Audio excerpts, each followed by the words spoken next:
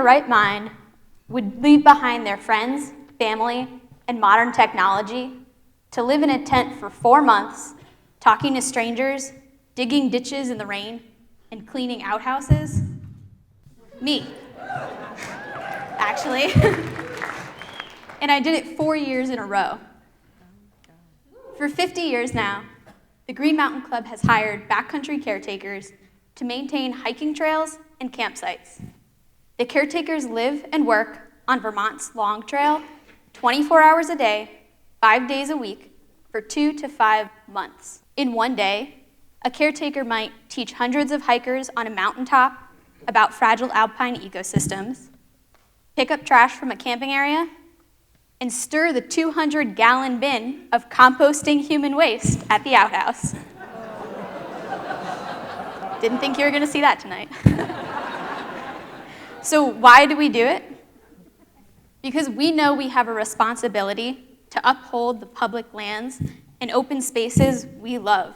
We know if those of us who use and enjoy the land won't take action for it, no one will. I'm not just talking about iconic mountain ranges. As of 2017, the US had over 4.6 million square miles of protected land and marine areas. On this map, that's everywhere colored in blue, green, and tan. The shaded areas around the coast are protected marine areas. That's a lot of space, but it includes the places each of us knows on a more personal level.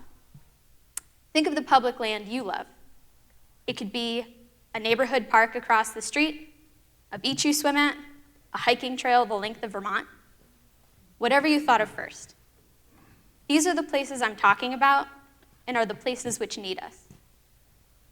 In the last 10 years, we've seen a significant rise in visitor numbers on the 500 miles of trails we maintain in Vermont, as well as an increase in the dramatic weather events which signal climate change. Trail systems and parks around the country are seeing similar rises in popularity and in damage from extreme weather. For example, between 2010 and 2017, annual visits to National Park Service lands rose 18%. That's 50 million more visits per year. So all of this has a direct impact on the land. And I could show you lots of photos like this of popular trails which have had to wait for repairs without enough public support.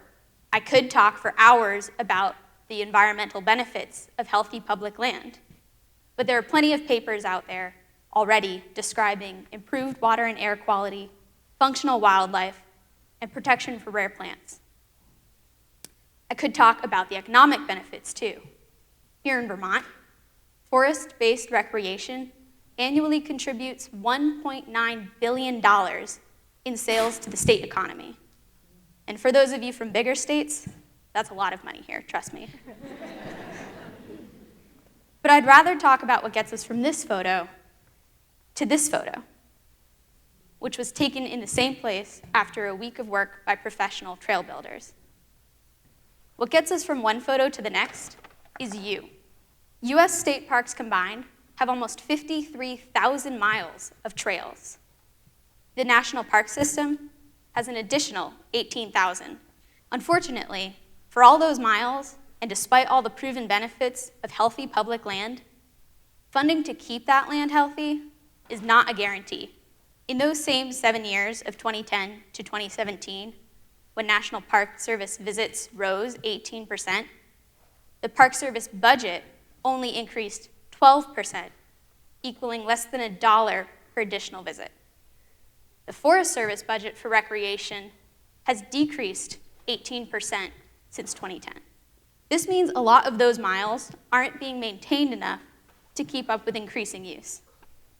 It means less money to pay employees to pick up trash, clean toilets, respond to emergencies, and clear facilities after natural disasters. It means less funding for nonprofits. And this means caring for public land relies on those of us who love and enjoy it. And in the case of this staircase, 5 people willing to live in tents for a week. So what does caring look like? It doesn't have to mean giving up Wi-Fi, sleeping on the ground, and shoveling dirt all summer. It starts with how you interact with the land when you are already there. You don't need to wait to help until there is a crisis. Taking action now helps prepare for climate-caused crises we cannot control and prevent human-caused ones we can. Do you see the camping shelter in there? This photo was taken after a major storm covered 90 miles of trails in fallen trees we had to clear mostly by hand. If we didn't have equipment, staff with saw training, and volunteers willing to spend long hours in the field, the long trail would be impassable. I encourage you to consider that if you have time to enjoy the land, you have time to care for it. There are endless ways to do so, depending on whether you can spend time or money, and whether you want to be warm and dry or out in the mud.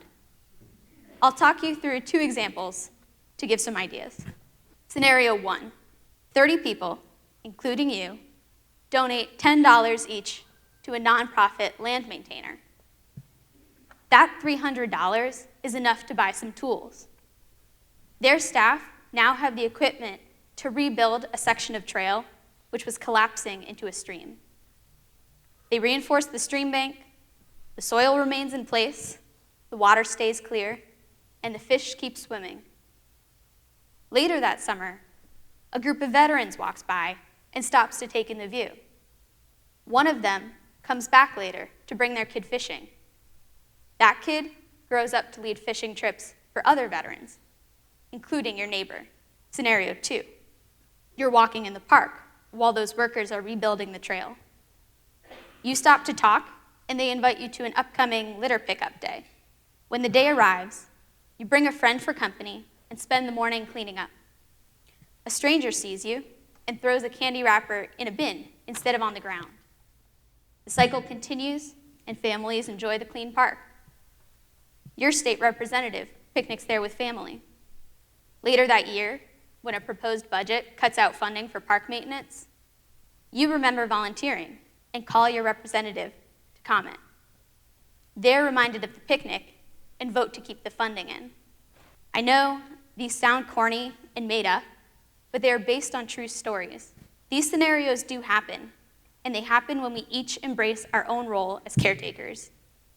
If we won't take action or speak up for the land, who do we think will?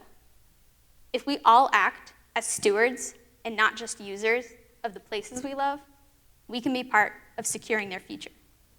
Thank you.